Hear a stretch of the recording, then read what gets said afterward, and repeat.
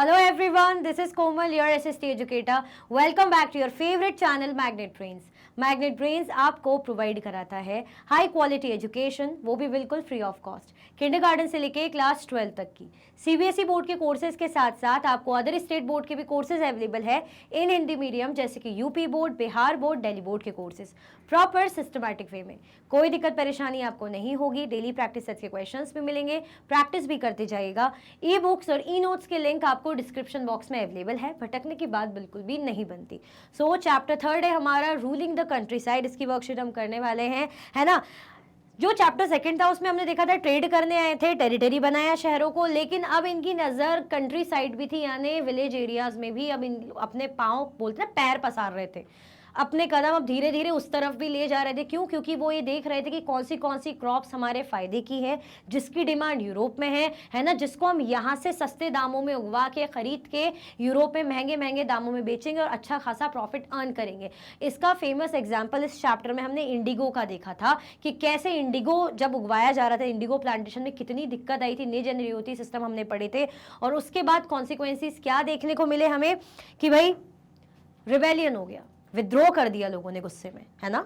चलो पहले तो क्या कर दो, फटाफट से लाइक शेयर कर दो, फिर स्टार्ट करते हैं। आपके सामने क्या है, मैच द कॉलम है, मैच करो भाई कॉलम को। 1793, 1717 निज एंड रियोती, 1791 एंड 1917। आप बोलोगे मैम कि इसमें भी डेट ही डाल देते, ये निज और रियोती लिखने की क्या जरूरत थी? मेरी मर्जी, कुछ अलग भी होना चाहिए ना, हमेशा डेट से क्यों? ठीक है, अब इसके सामने आपको मैच करना है terrible famine in Bengal, system of indigo cultivation, permanent settlement, Champaran movement, the slave revolt in Saint Domingo.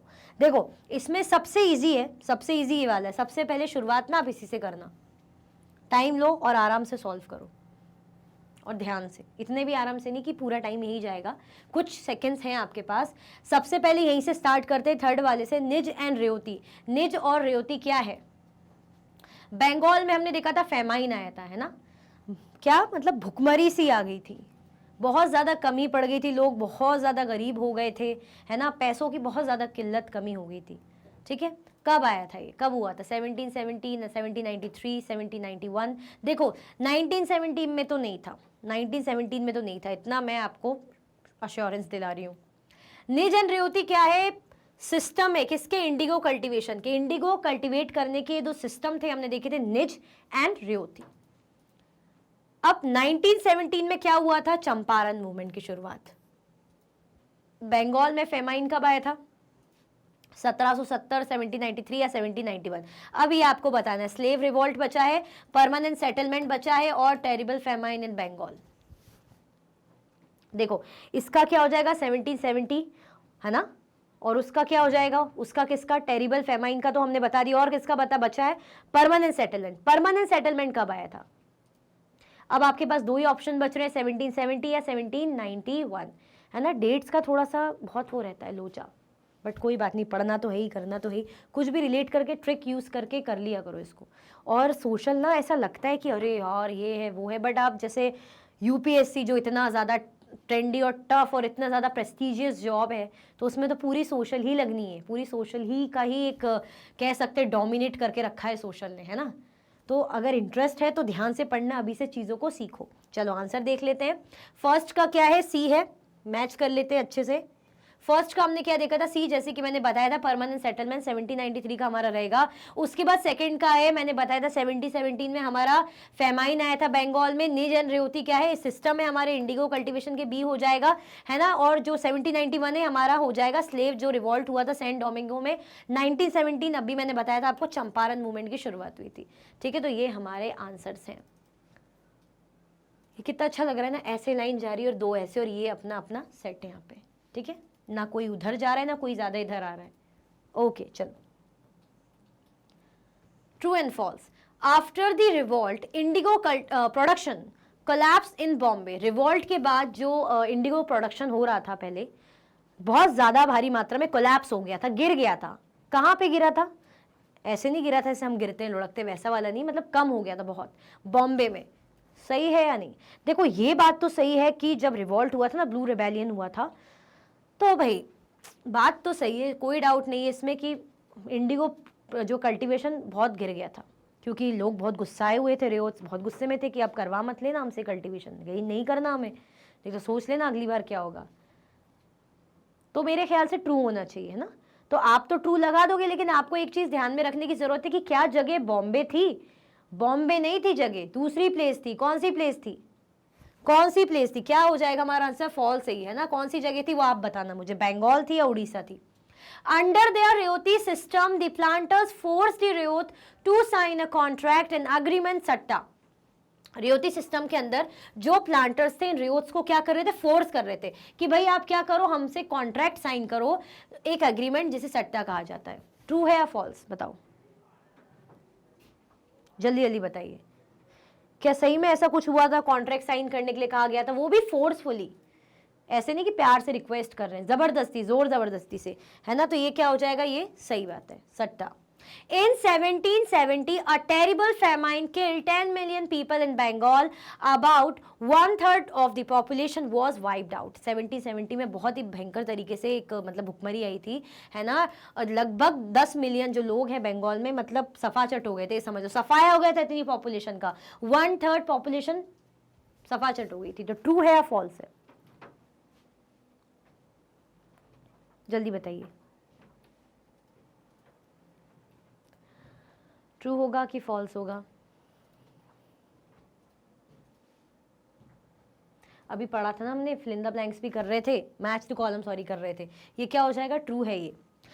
In the north western provinces of the Bengal presidency, an Englishman called Holt Mackenzie devised the new system which came into effect in 1822. North western province की हम बात करें, Bengal presidency की, है ना। एक Englishman थे जिनका नाम था हॉल्ट मैकेंजी। उन्होंने एक नया सिस्टम डिवाइस किया था जो कब इफेक्ट में आया था? 1822 में। ट्रू है या फॉल्स है? क्या बंगाल में ही हुआ था, या क्या जिन्होंने किया था वो हॉल्ट मैकेंजी थे, और कब हुआ था? 1822 में। क्या सही है ना। हर चीज ध्यान से देखनी है आपको। बताओ। देखो जगह पर, लोकेशन पे जरा ध्यान दिया करो। हो सकता है बॉम्बे का बंगाल हो, बंगाल का यूपी हो, कुछ भी हो सकता है। क्या हो जाएगा ये हमारा? ये ट्रू है, ठीक है। चलो, by the 20th century Indian indigo was being used by cloth manufacturers in Italy, France and Britain to dye cloth। 20th century में जो हमारे इंडियन इंडिगो था वो यूज किया जा रहा था क्लॉथ मैन्युफैक्चरर्स ने इटली में, है ना, यूज कर रहे थे वो लोग, फ्रांस और ब्रिटेन में, क्लॉथ को डाई करने के लिए। मतलब हमारा जो इंडिगो है, क्लॉथ को डाई करने के लिए, उसको डाई करने के लिए इंडिगो का यूज किया जा रहा है। कहाँ कहाँ पे, कौन सी जगह पे? इटली में, फ्रांस में और ब्रिटेन में, क्लॉथ को, कपड़ों को डाई करने के लिए। ट्रू और फॉल्स? जल्दी बताइए। क्या सही है? 20th सेंचुरी था।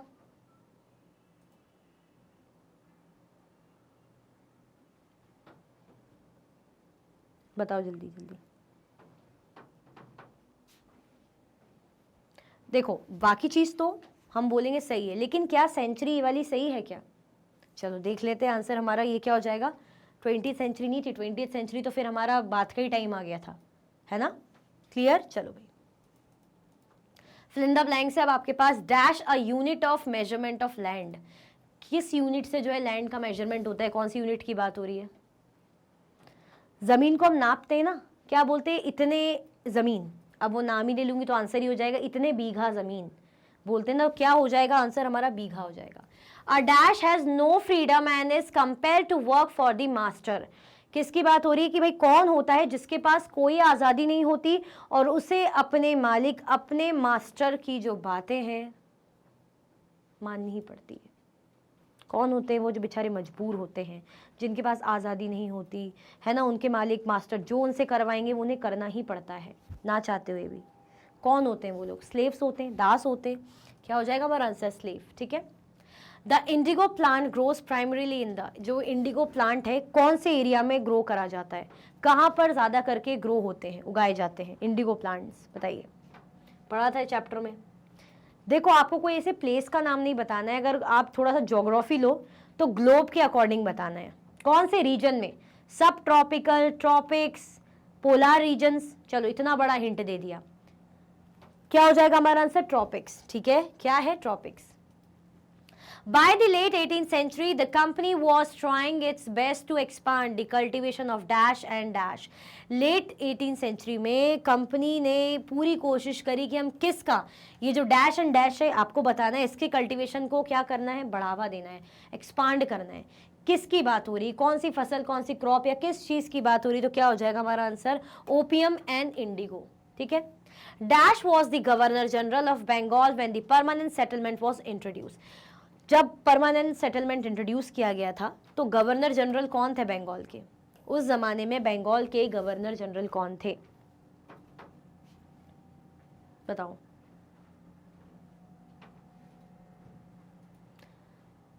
हॉल्ट मैकेंजी थे, हडसन थे, रॉबर्ट क्लाइव थे, वॉरेन हेस्टिंग थे, बहुत सारे नाम है ना. आप बोलोगे जो भी मैम तुक्का लग जाए, और थॉमस मुनरो थे, या इनमें से कोई नहीं, क्या हो जाएगा हमारा आंसर, कॉर्नवालिस थे. इनमें से कोई भी नहीं. ठीक है. बहुत सारे गवर्नर जनरल आए, बहुत सारे, भैया नाम रखने की, याद रखने की बहुत ज्यादा जरूरत है. ठीक है. चलो, और खास करके गवर्नर जनरल कौन से किस टाइम पे आए हैं, तो Lord Cornwallis. Question 4, when and who appointed the company as the diwan of Bengal. कब और किसने कंपनी को बंगाल का दीवान अपॉइंट किया था, किसने किया था, ये सेकंड चैप्टर में हमने बहुत अच्छे से पढ़ा है. किसने किया था, कौन थे भाई. On 12th August 1765, the Mughal Emperor appointed the East India Company as the Diwan of Bengal. क्योंकि उस टाइम पे मुगल एक ब्रांड था ऑब्वियसली, भले ही वो दमदार हो ना हो, लेकिन एक चलता था कि भाई इनके ऑर्डर रहेंगे तो जो नवाब्स हैं, जो रूलर्स हैं, इनके फरमान या ऑर्डर्स को मानेंगे, है ना. तो अब भाई जब मुगल एम्परर ने ही फरमान जारी कर दिया, अपॉइंट कर दिया इनको कि आप जो है बंगाल के दीवान हैं, तो किसने किया था, मुगल एम्परर. ठीक है. चलो, Why were Bengal artisans deserting villages? क्या रीजंस थे जो बंगाल के आर्टिसंस थे धीरे धीरे खाली करके जा रहे थे, है ना, छोड़ छाड़ के जा रहे थे विलेजेस को, गांव को. क्यों जा रहे थे भाई, जब अच्छा खासा रह रहे थे तो छोड़ छाड़ के जगहों को क्यों जाएंगे, जल्दी बताइए.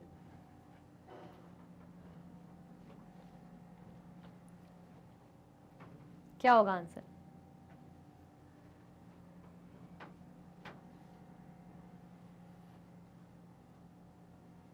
चलो, Bengal artisans were deserting villages because they were being pressured to sell their goods to the company at low prices.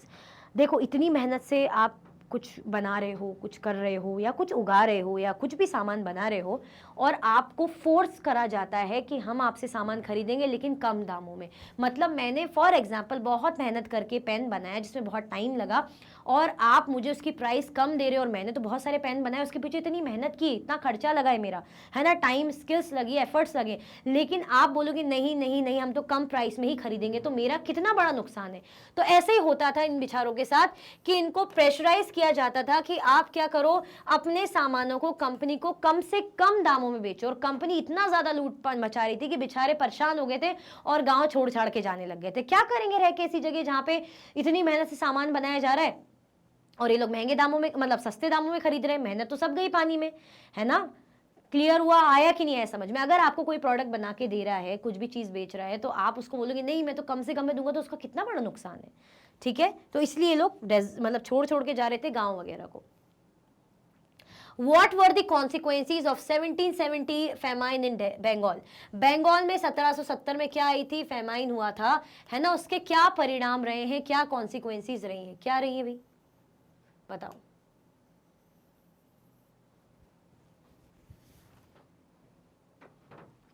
बताइए क्या कॉन्सिक्वेंसीज रहे.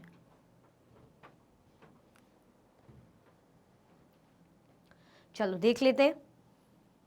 In the terrible famine of 1770, 10 million people were killed in Bengal. जब famine आया था 1770 में, लगभग 10 million लोग मारे गए थे बंगाल में. पढ़ा था ना हमने, कितने 10 मिलियन लोगों की मौत हो गई थी, और उसमें say about 1/3 of the population was wiped out.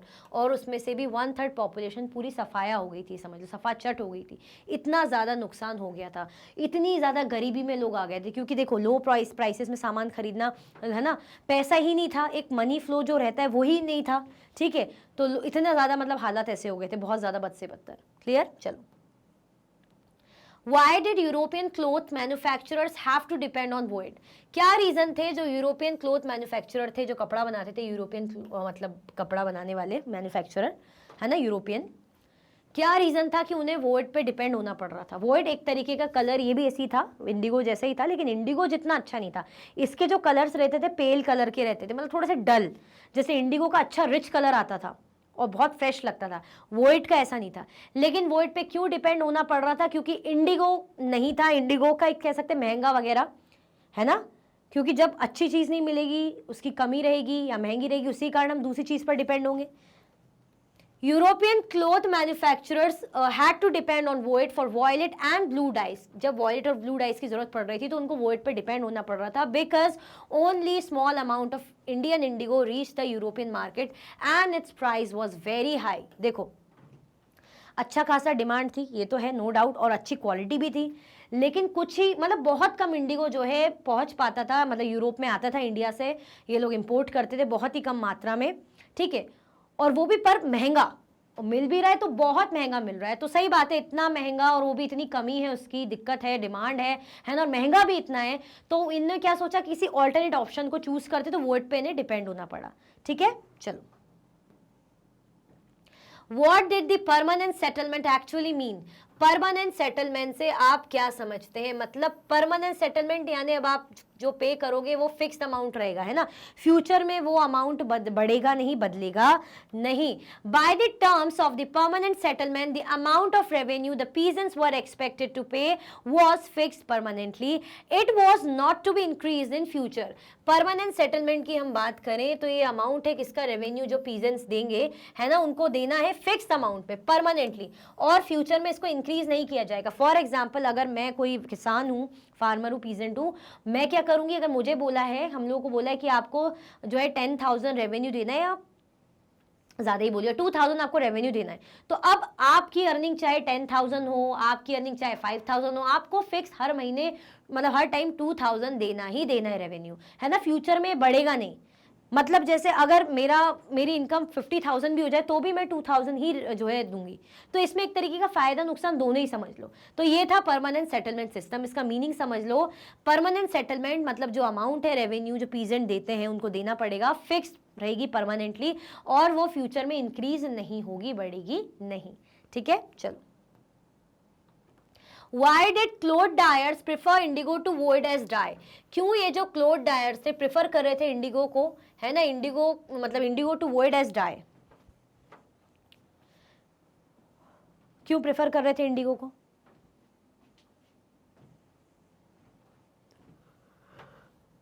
चलो,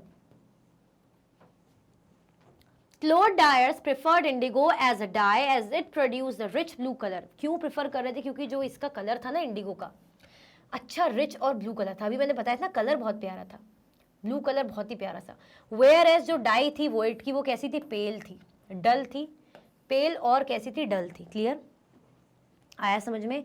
तो क्या बोला जा रहा है, जो क्लोथ डायर इंडिगो के एज अ डाई, उसको क्यों उसको प्रेफर किया जाता है इंडिगो को?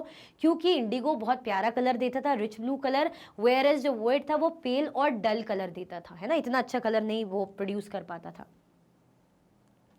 Why were the planters reluctant to expand the area under niche cultivation? क्यों ये जो planters थे, है ना, niche cultivation के अंडर हम कहें अपने एरिया को एक्सपांड करने के लिए, मतलब नहीं थे इंटरेस्टेड, क्यों नहीं चाह रहे थे? चलो देख लेते हैं। The planters were reluctant to expand the area under niche cultivation because of the following reasons. Indigo could be cultivated only on fertile lands, but these were already densely populated. The planters hardly got large areas in compact blocks. देखो, Indigo जो था वो क्या cultivate किया जाता था, fertile land में। Indigo के लिए चाहिए बहुत ही उपजाऊ ज़मीन, but these were already densely populated, लेकिन ये जगह ऑलरेडी पॉपुलेटेड थी, मतलब काफ़ी सारी जनता ऑलरेडी जिन ज़मीनों पे रह रही है, ज़मीन खाली कहाँ से रहेगी, खेती बाड़ी के लिए कहाँ से खाली ज़मीन मिलेगी जब लोग ऑलरेडी रह रहे हैं। The planters hardly got large areas in compact blocks. जो प्लांटर्स थे बड़ी ही मुश्किल से उनको कुछ ऐसा एरिया मिल पाता था कॉम्पैक्ट ब्लॉक्स में ना, इनमें कि जहाँ पे ये कर पाए, इंडिगो लगा पाए। The planters needed a large number of labor at a time when peasants were busy with rice cultivation. अब जो प्लांटर्स थे उनको बहुत ज़्यादा लेबर की भी ज़रूरत पड़ती थी, है ना, जब पीजेंट्स बिजी रहते थे राइस कल्टीवेशन में।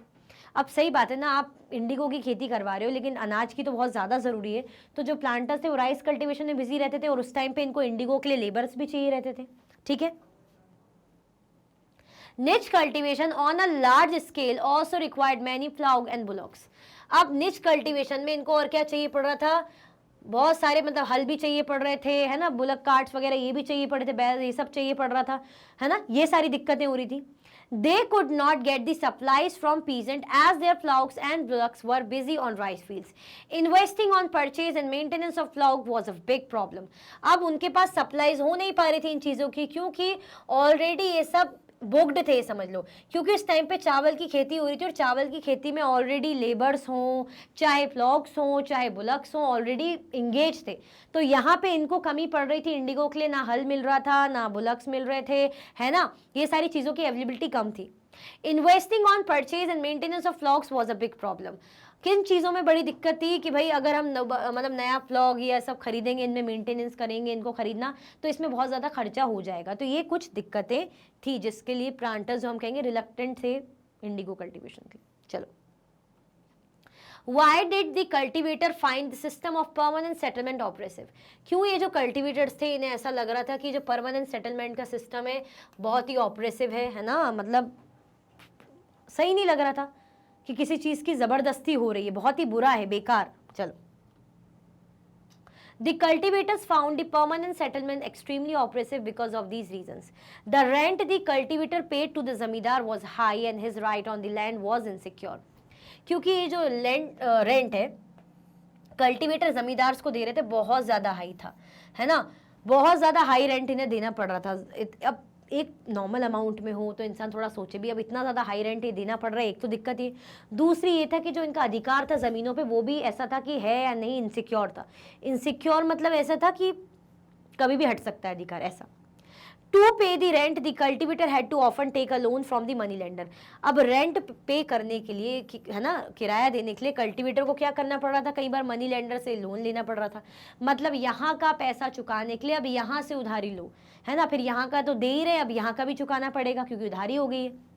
When he failed to pay the rent, he was evicted from the land which he had cultivated for generation. अब और क्या दिक्कत होती थी, अगर वो रेंट पे करने में फेल हो जाते थे, रेंट पे नहीं कर पाते थे, तो उन्हें क्या होना पड़ता था, अपनी ज़मीनों से उनको हटा दिया जाता था, बेदखल कर दिया जाता था, है ना.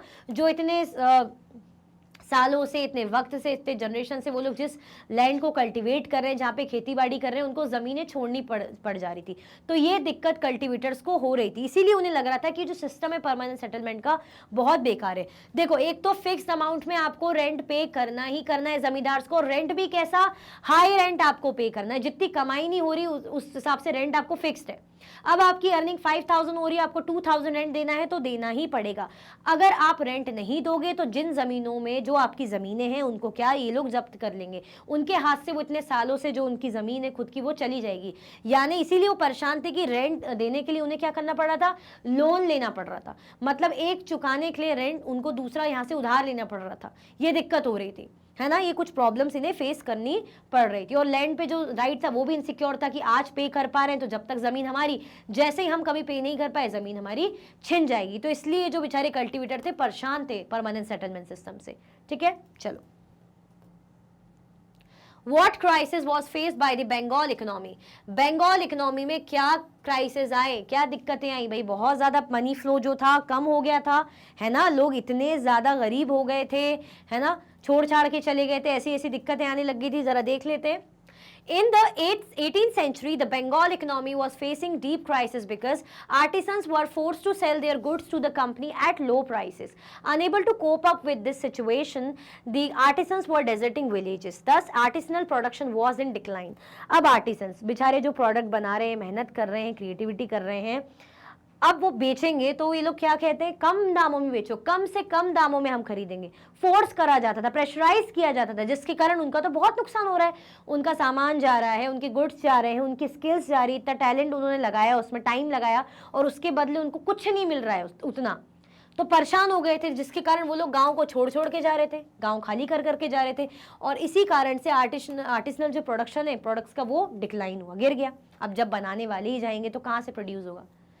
The Rajas and Talukdars were not interested in the improvements of land, thus agricultural cultivation showed signs of collapse. Peasants were unable to pay the taxes that were demanded from them.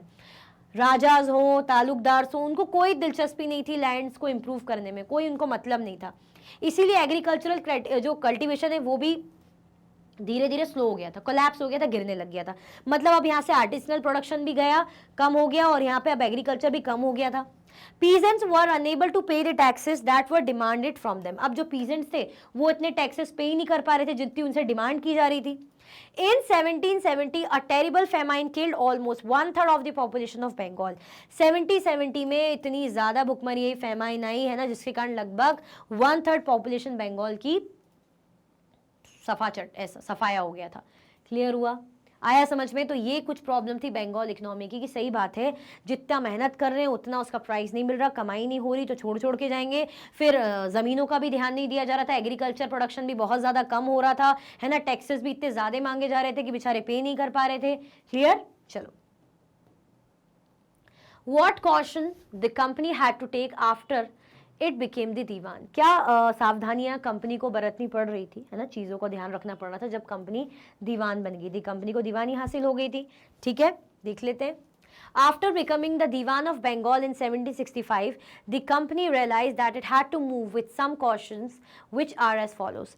ठीक है, उनको ये तो पता था कि हमें दीवानी मिल गई है, लेकिन इतना भी पता था कि हमें अब सावधानी से अब आगे बढ़ना है चीज़ों को।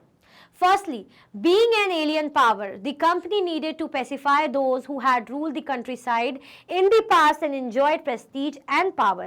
अब मैं किसी एरिया को अपना बनाना चाह रही हूँ, है ना, उस पर कब्जा जमाना चाह रही हूँ, उसके लोगों पे कंट्रोल करना चाह रही हूँ, फ़ायदा उठाना चाह रही हूँ, तो मुझे ये बात ध्यान रखनी पड़ेगी कि भाई पहले इनका जो सरदार था या इनका जो सरदार है उसकी बहुत रिस्पेक्ट है सबके नज़रों में। अब उसको जड़ से उखाड़ना, उस जगह से हटाना। और being an alien power as in बाहर के लोग, क्योंकि ब्रिटिशर्स लोग बिल्कुल बाहर के थे, ऐसा था नहीं कि हम हिंदुस्तानी लोगों में से एक थे, बाहर के लोग थे। तो उनको लग रहा था कि भाई अगर हमें चीज़ों से फ़ायदा उठाना है तो हमें ऐसा करके चलना पड़ेगा, क्योंकि जो पास्ट के रूलर हैं उनकी एक प्रेस्टीज बनी हुई है, एक पावर बनी हुई है, तो उस हिसाब से हमें मेंटेन करके आगे बढ़ना पड़ेगा। भाई अगर इनको हटाना है तो हमें धीरे धीरे सोच समझ के आगे बढ़ना पड़ेगा। Secondly, those who enjoyed local power had to be control. और दूसरी चीज़, जो इन लोकल पावर्स को एंजॉय कर रहे हैं, जो राजाज हैं या जो रूलर्स हैं, चीफ्स हैं, जो भी, तो उनको सबसे पहले कंट्रोल करने की ज़रूरत है। But they could not be entirely eliminated as sometimes the company might be dependent on them to solve local problems. लेकिन हाँ, कंप्लीटली उनको वहाँ से हटा नहीं सकते। मतलब जिस एरिया में मैं अपना टेरिटरी चाह रही हूँ कि वो मेरे अंडर रहा है, तो मैं ऐसा सोचूंगी कि जो इनको लीड कर रहा है, जो इस एरिया का चीफ है, उसको मैं पूरी तरह से ऐसे हटाऊं नहीं, हाँ उसे कंट्रोल करूं कि जैसा मैं चाह रही हूँ वो वैसा करे और मेरा फायदा हो। ठीक है, बस इशारों पे नाचे समझ लो, ऐसा हो और मेरा फायदा हो, क्योंकि मैं उसको हटा नहीं सकती। उसको हटाऊंगी तो मानो कुछ भी लोकल प्रॉब्लम्स आती है उस इलाके की, कुछ भी दिक्कत आती है, तो मुझे तो भाई मदद की ज़रूरत पड़ेगी, तो दोनों मतलब से चलना पड़ेगा, है ना। तो ऐसी चीज़ें बहुत ध्यान से लोग सोच समझ के कर रहे थे। What happened to the weekly bazaar during the economic crisis of Bengal? Weekly bazaars में क्या हुआ था जब बहुत ज़्यादा इकोनॉमिक क्राइसिस आए थे बंगाल में? क्या हालत थे वीकली मार्केट्स के, बाजार के? The weekly markets in Bengal were very popular. Bengal के जो साप्ताहिक बाजार रखते थे, वीकली मार्केट थे, बहुत ज़्यादा पॉपुलर थे। Peasants and artisans from rural areas regularly came to these markets, which were known as haats, to sell their goods and buy what they needed. Peasants आते थे, आर्टिसंस आते थे गांव वगैरह से, मार्केट में अपने सामान जो भी है बेचते थे, है ना, कमाई होती थी बेचारों की, और जो भी चीज़ें उनकी ज़रूरत की थी उसको खरीदते थे। बेचना खरीदना चलता रहता था, तो काफ़ी जो है फेमस था, इंपॉर्टेंट था क्या, वीकली मार्केट, जिनको क्या बोला जाता था, हार्ट्स भी। आगे पढ़े, चलो। Local people came in large numbers to buy necessary things. अब जो लोकल लोग थे, लोकल पीपल मतलब वहाँ के, वो बहुत सी ज़रूरत का सामान खरीदने यहाँ पे आते थे, क्योंकि वीकली मार्केट्स आप अभी भी आज के टाइम पे भी देखोगे तो काफ़ी ज़रूरत की चीज़ें वहाँ पे आसानी से मिल जाती है। During the economic crisis of Bengal, these markets were badly affected as common men did not have enough money to satisfy their basic needs. अब जब पैसा ही नहीं है, पैसों की इतनी किल्लत है, तो मार्केट में सामान खरीदने आएगा कौन? सामान खरीदने भी इंसान जब ही जाएगा ना जब उसके पास पैसे होंगे, भले ही उसको जरूरत लग रही होगी सामानों की, लेकिन वो मार्केट जाएगा कैसे, पैसे ही नहीं, उधार देगा कौन कब तक। तो इसी कारण से बहुत ज्यादा दिक्कत हुई थी और वीकली मार्केट जो है डिक्लाइन होने लग गए थे बंगाल में। क्लियर हुआ, आया समझ में क्या बोला जा रहा है कि मार्केट लगता था बढ़िया था सब, लेकिन जब इकोनॉमिक क्राइसिस आई बंगाल में, पैसों की बहुत ज्यादा कमी किल्लत आई, तो मार्केट बहुत ज्यादा बुरी तरीके से अफेक्ट होने लग गए, क्योंकि बेचारे जो लोग थे वहां के बेसिक नीड तक को पूरा करने के उनके पास पैसे नहीं थे, तो सामान क्या खरीदेंगे।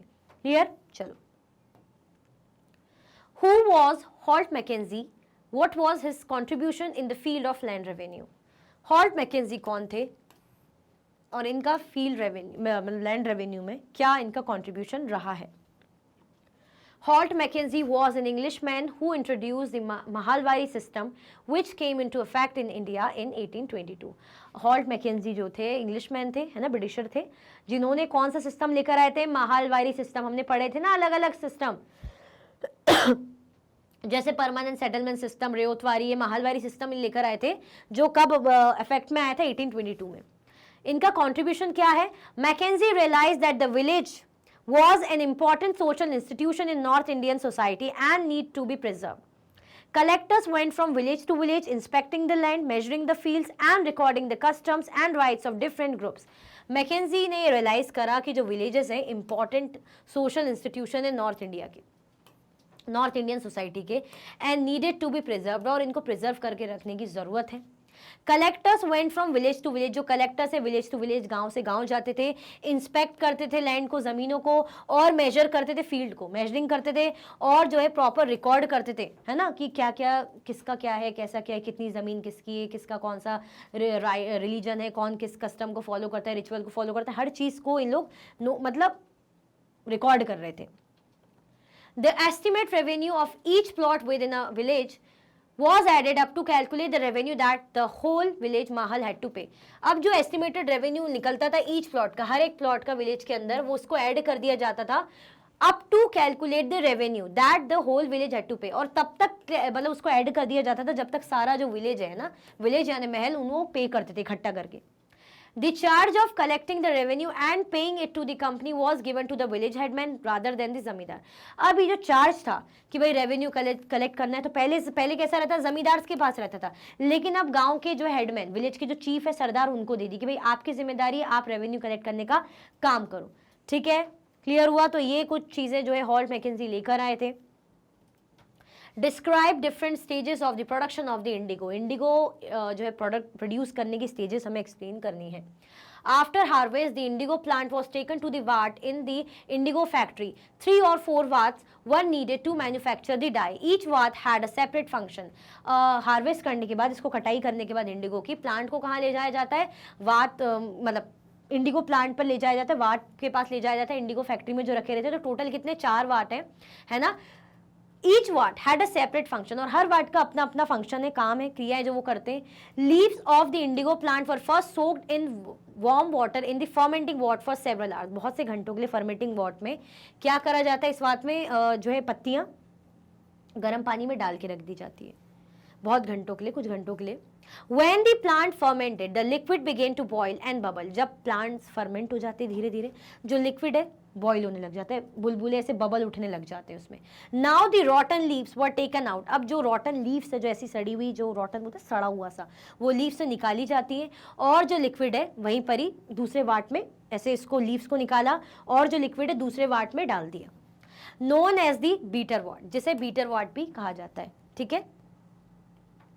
The solution was continuously stirred and beaten with paddles. अब उसको घुमाया जा रहा है, घुमाया जा रहा है, स्टर करा जा रहा है, उसको ऐसे ऐसे ऐसे कूटा जा रहा है proper.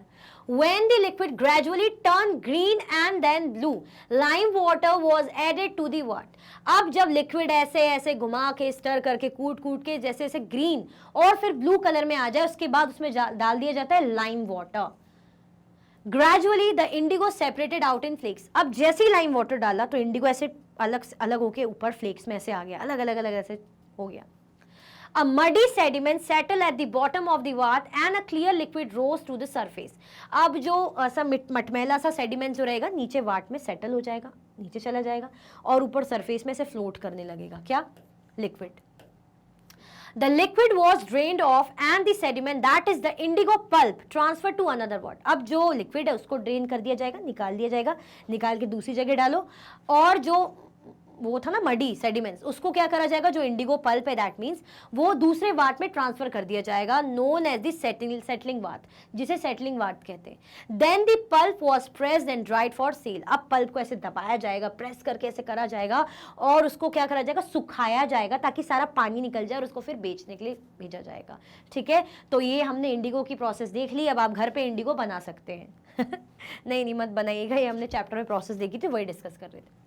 What methods did the company adopt to expand area under indigo cultivation? क्या क्या मेथड जो है कंपनी ने अपनाए, है ना, अडॉप्ट करे अपना जो है इंडिगो कल्टीवेशन को एक्सपांड करने के लिए। चलो देख लेते हैं। The demand for Indian indigo grew further with the industrialization in Britain. The company faced difficulties with the rising demand for indigo in Europe. अब क्या हुआ, जो इंडियन इंडिगो की, और इंडिगो भी कैसा, इंडियन इंडिगो की बहुत ज़्यादा डिमांड थी ब्रिटेन मार्केट में। Company face difficulties with the rising demand for Indigo in Europe. Europe में इंडिगो की डिमांड इतनी ज़्यादा बढ़ रही थी, कंपनी को इस कारण से थोड़ी सी प्रॉब्लम फेस करनी पड़ रही थी। Thus it adopted some ways to expand the area under indigo cultivation which are as follows. फिर उसने क्या अडॉप्ट करा, कुछ तरीका कि कैसे हम इंडिगो कल्टीवेशन को एक्सपांड कर सकते हैं और बढ़ा सकते हैं। In 1788, only about 30% of the indigo imported into Britain was from India. 1788 की बात करें तो सिर्फ 30% का जो इंडिगो है, 30% इंडिगो है इंपोर्ट किया जाता था ब्रिटेन में। इंडिया से मतलब 30% इंडिगो आता था, ब्रिटेन में जाता था। In the last decades of the 18th century indigo cultivation in Bengal expanded rapidly. लेकिन हम बात करें लास्ट डिकेड्स की, जो कुछ आखिरी टाइम की 18th सेंचुरी की बात करें, तो जो इंडिगो कल्टीवेशन है बंगाल में वो और फैल गया और बड़ा हो गया। Thus in 1810 the indigo exported from India had increased 95%. Now अब जो इंडिया से एक्सपोर्ट हो रहा है इंडिगो, वो कितना बढ़ गया, 95% हो गया। मतलब अभी 30% हो रहा था, अब 95% हो गया। क्यों? क्योंकि इंडिगो कल्टीवेशन भी बढ़ गया, क्योंकि पता था ना कंपनी को कि इंडिगो की डिमांड है भैया, और अच्छा महंगा भी बिक रहा है, फायदा करना है। As the indigo trade grew, commercial agents and officials of the company began investing in indigo production. जैसे जैसे इंडिगो का ट्रेड बढ़ा, जो कमर्शियल एजेंट्स थे, ऑफिशियल्स थे कंपनी के, उन्होंने इन्वेस्ट करना शुरू कर दिया इंडिगो प्रोडक्शन में, है ना। उन्होंने सोचा कि भाई अब हम इंडिगो प्रोडक्शन में इन्वेस्ट करेंगे, अब हम भी इंडिगो प्रोड्यूस करेंगे, इसमें अपना पैसा लगाएंगे, क्योंकि इंडिगो तो बहुत बढ़ चढ़ के बोल रहा है। Attracted by the prospects of high profit, many Scotsmen and Englishmen came to India for indigo business. जैसे ही सबको पता चल रहा था कि भाई बहुत अच्छा प्रॉफिट हो रहा है यार, बढ़िया मस्त यहाँ पे बनवाओ, और वहाँ पे बिक रहा है खतरनाक महंगा, और यूरोप में डिमांड भी है, तो बहुत से स्कॉट्समैन और इंग्लिशमैन वो लोग क्या करें, इंडिया आ गए बिजनेस करने के लिए कि हम इंडिगो का बिजनेस करेंगे इंडिया आके। The company and different banks were giving loans to those who had no money to start indigo plantation. Even company हो या बहुत से बैंक्स हो, उन्होंने क्या लोन देना भी स्टार्ट कर दिया, पैसा देना भी स्टार्ट कर दिया उन लोगों को, है ना, जिनके पास पैसा नहीं था इंडिगो प्लांटेशन स्टार्ट करने के लिए, है ना, तो उनको पैसा दे दिया कि भाई ठीक है आप करिए। फिर इन लोग भी फायदा मिलता है, इन लोग भी तो इंटरेस्ट लेते, तो ऐसे कर करके इंडिगो का जो कल्टीवेशन एक्सपांड हुआ। क्लियर? चलो, right A short note on blue rebellion. Blue rebellion पर आपको शॉर्ट नोट लिखना है, खतरनाक तरीके से हुआ था। The blue rebellion and after. In March 1859 thousands of ryots in Bengal refuse to grow indigo. जब चीजें ओवर हो गई, बहुत ज्यादा अति हो गई, तो जो प्लांटर्स थे, मतलब सॉरी जो रियोट्स थे, रियोट्स मतलब ये किसान ही थे, पीजेंट्स, सॉरी किसान, इन्होंने मना कर दिया कि नहीं, हम इंडिगो को ग्रो नहीं करेंगे, हम इंडिगो नहीं उगाएंगे। As the rebellion spread, ryots refuse to pay rents to the planters and attacked indigo factories armed with sword and spears, bows and arrows. अब क्या हुआ, जैसे ही रियोट्स ने मना करा कि हम जो है प्लांटर्स को पे नहीं करेंगे, है ना, तो इन्होंने, मतलब गुस्सा आ रही थी इनको कि हम बहुत वैसे परेशान हो चुके, थक चुके, तो इन्होंने क्या कर लिया, गुस्से में बस अब इनकी फैक्ट्री में अटैक करने लगे, एरो वैरो भाला वाला लेकर गुस्से में आ गए। Even women turn up to fight with pots, pans and kitchen implements. Even औरतें भी आ गई, है ना, औरतें भी पॉट्स लेकर, पैन्स लेकर, किचन इंप्लीमेंट्स लेकर आ गई फाइट करने के लिए। मतलब सोचो, औरतों को भी इतना गुस्सा आ गया था कि बर्तन भांडे लेकर वो भी लड़ाई में कूद गई थी। Those who worked for the planters like the Gomasthas were beaten up and socially boycotted. अब वो लोग जिन्होंने प्लांटर्स के लिए काम करा था, मतलब जो उनके सपोर्ट में थे, जैसे गोमास्थास, उनको भी पीटा गया और उनको भी बॉयकॉट कर दिया कि चलो तुम उनका सपोर्ट कर रहे हो, हम यहाँ इतना ज़्यादा हम लोग इतना सारा यहाँ पे परेशान है और तुम क्या कर रहे हो, तुम उनको सपोर्ट कर रहे हो। तो इनको भी पीटा गया और बॉयकॉट कर दिया गया, बहिष्कार कर दिया गया। यानी अब सब बहुत गुस्से में आ गए थे भाई। In 1859, the Indigo Riots felt that they had the support of the local zamindars and village headmen in their rebellion against the planters. 1859 में जो इंडिगो उगाने वाले जो रेयोट्स थे, पीजेंट्स थे, उन्हें लगा, फील हुआ कि भाई जो लोकल जमींदार हैं, जो विलेज के चीफ है, ये हमारे साथ हैं, है ना, प्लांटर्स के अगेंस्ट रिबेलियन में हमारे साथ हैं। In many villages, headmen who had been forced to sign indigo contracts mobilized the indigo peasants and fought pitched battles with the लाठियाल्स। अब क्या हुआ, इन लोग भी सब अवेयर हो रहे थे क्योंकि इनको भी फोर्सफुली कॉन्ट्रैक्ट वगैरह साइन कराया गया था। तो अब ये लोग भी लाठियाल से लड़ रहे थे, ये लोग भी अब इधर उधर जाके लोगों को अवेयर कर रहे थे। In other places, even zamindars went around villages urging the riots to resist the planters. Even बहुत सी जगहों पे जो जमींदार थे, वो विलेजेस के आसपास दूसरी मतलब जगह जगह जाके इन लोगों को बोल रहे थे कि आप लोग क्या करो, इन प्लांटर्स को रेजिस्ट करो, इनके अगेंस्ट जाओ भाई। When the news spread of the revolt in the Indigo district, the lieutenant governor toured the region in the winter of 1859. अब ये न्यूज पहुंच गई बाहर तक, अब ये न्यूज फैल गई बाहर। तो लेफ्टिनेंट गवर्नर आए 1859 में, उन्होंने कहा यार जरा मैं जाके तो देखूं कि क्या हालत हो रहे हैं यहाँ पे, तो बहुत ज्यादा लोग गुस्साए हुए हैं। Intellectuals from Calcutta also rushed to the Indigo district and wrote about the horrors of the Indigo system. Even जो कैलकाटा के लोग थे वो भी आए, उन्होंने लिखा यहाँ के बारे में कि देखो यहाँ पे कैसे हालात चल रहे हैं, बेचारे जो लोग हैं सफर कर रहे हैं, पीजेंट सफर कर रहे हैं इंडिगो सिस्टम के कारण। तो उन्होंने हर चीज को लिखा। ठीक है, चलो इंडिगो कमीशन। अब क्या हुई, जब मामला बहुत ज्यादा बढ़ गया, लेफ्टिनेंट गवर्नर आ गए, कमीशन बिठाई गई। Worried by the rebellion, the government brought in the military for the protection of the planters and set up the Indigo Commission to inquire into the system of indigo production. The commission suggested that. अब जब लगा कि भाई ये rebellion तो बहुत खतरनाक तरीके से हो रहा है, विद्रोह बहुत ज्यादा हो रहा है और हमें इन्हें प्रोटेक्ट करना है प्लांटर्स को, तो इन्होंने क्या करा, कमीशन में मतलब मीटिंग वगैरह हुई, क्या सजेस्ट करा यहाँ पे, planters were guilty and use coercive methods to control the ryots. जब मीटिंग हुई, डिस्कशन हुआ, इससे समझ में आया कि जो प्लांटर्स हैं, गलती इनकी, इनके अंदर लालच था, इनके कारण बेचारे रेयोट्स ने बहुत ज्यादा सफर करा, ये मीटिंग में साबित हो गया।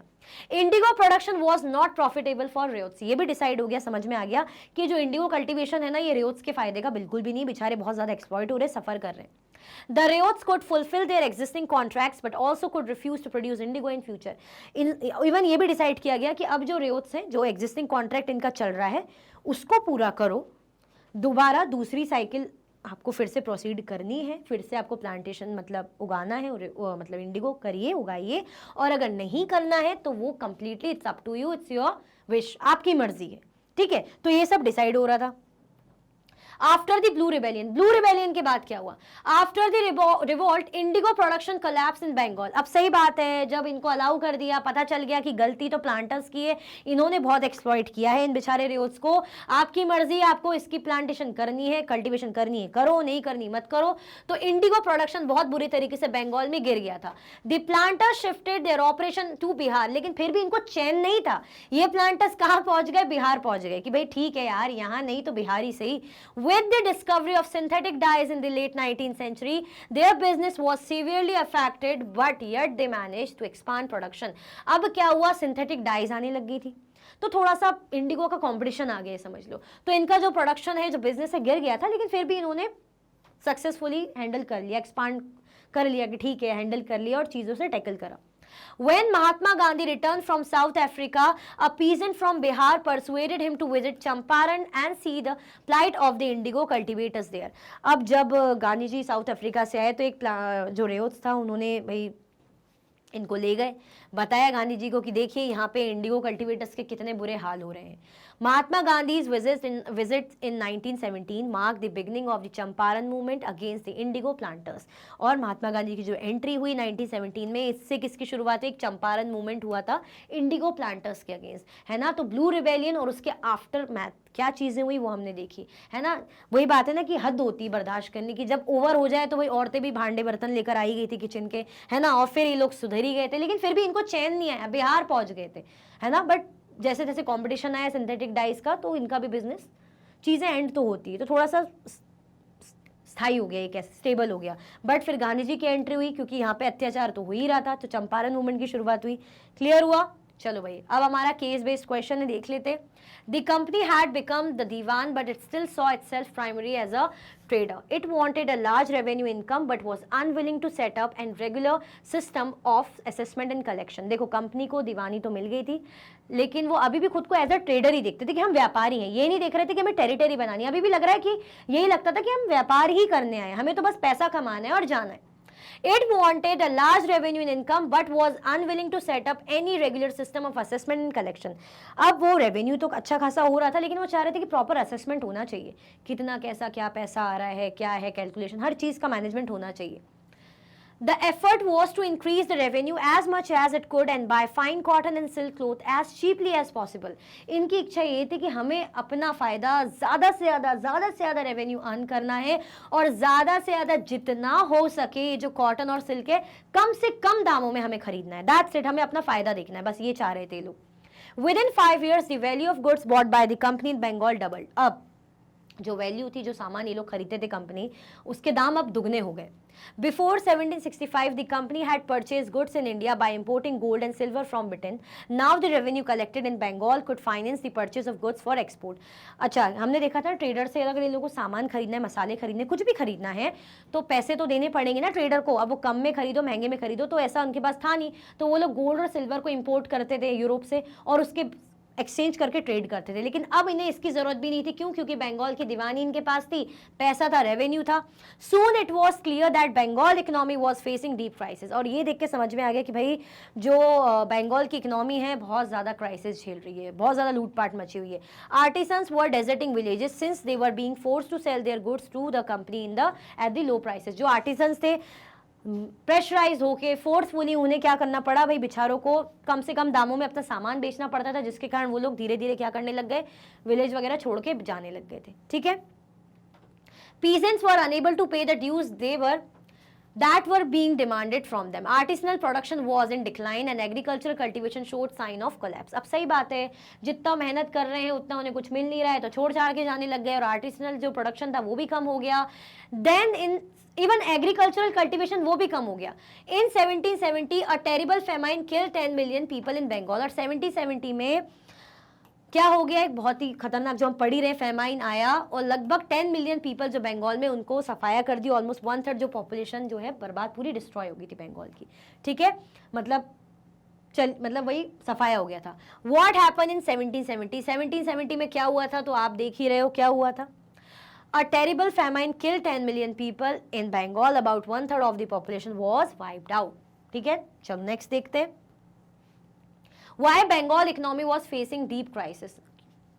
अभी पढ़ा हमने, ठीक है, पीछे देखने की जरूरत ही नहीं है। Bengal economy was facing a deep crisis because of the following reasons. The company wanted to increase the revenue as much as could by fine cotton and silk cloth cheaply as possible. मतलब वो क्या चाह रहे थे, ज़्यादा से ज़्यादा अपना रेवेन्यू अर्न करना और जो सिल्क कॉटन को उनको चीप से चीप दामों में खरीदना। विद इन 5 years जो वैल्यू थी गुड्स की वो भी डबल हो गई थी बंगाल में, ये हालत हो गए थे। अब जो आर्टिसंस थे उनको बेचारों को सस्ते दामों में अपना सामान मजबूरी में बेचना पड़ता था, क्योंकि वो तो ढीठ थी, कंपनी मान ही नहीं रही थी, और जिसके कारण बेचारे ना चाहते हुए लोग छोड़ छोड़ के जाने लग गए, क्राइसिस झेलने लग गए। तो artisanal production, even agriculture production भी क्या हो गया था, डिक्लाइन हो गया था। ठीक है, जब फसलें नहीं उगेगी, कुछ प्रोड्यूस ही नहीं होगा, मार्केट में इकोनॉमी, पैसा ही, मनी फ्लो ही नहीं होगा, पैसा कहाँ से आएगा लोगों के पास, भूखे ही तो मरेंगे। ठीक है, चलो। Peasants were unable to pay the dues that were being demanded from them. अब जो उनसे मांगा जाता था, ड्यूज मांगे जाते थे, वो भी वो पे नहीं कर पा रहे थे। आर्टिसनल प्रोडक्शन ये भी कम हो गया, एग्रीकल्चर प्रोडक्शन, कल्टीवेशन ये भी कोलैप्स हो गया, ये भी बहुत ज्यादा दर से गिर गया। ठीक है, इसी के साथ इस चैप्टर की वर्कशीट एंड होती है। इंडिगो कल्टीवेशन, देखो ब्लू रेबेलियन और आफ्टर है ना, और रीजंस, रियोथ सिस्टम और निस सिस्टम क्या होता है, इसको ध्यान रख लेना, इसका क्वेश्चन आ सकता है आपको। कुछ भी डाउट होता है कमेंट सेक्शन में बताइएगा। अगर और अच्छे से समझना है तो ऑलरेडी प्लेलिस्ट में आपको चैप्टर अवेलेबल है, बहुत ही आराम से, प्यार से, अच्छे से मैंने समझाया हुआ है। ठीक है, इसी के साथ ये वीडियो एंड होती है। अगर आप और भी वीडियो के लेक्चर्स देखना चाहते हैं, मैग्नेट ब्रेन्स के यूट्यूब चैनल, एप्लीकेशन, वेबसाइट से आप देख सकते हैं। ई नोट्स और ई बुक्स के लिंक आपको डिस्क्रिप्शन बॉक्स में अवेलेबल है। ये सारे के सारे हाई क्वालिटी के कोर्सेज हैं, 100% फ्री आपको अवेलेबल रहते हैं। आप हमें सारे प्लेटफॉर्म पर भी फॉलो कर सकते हैं। तो लाइक, शेयर, सब्सक्राइब करना बिल्कुल भी ना भूलें। अपना ख्याल रखें। Thank you so much for watching.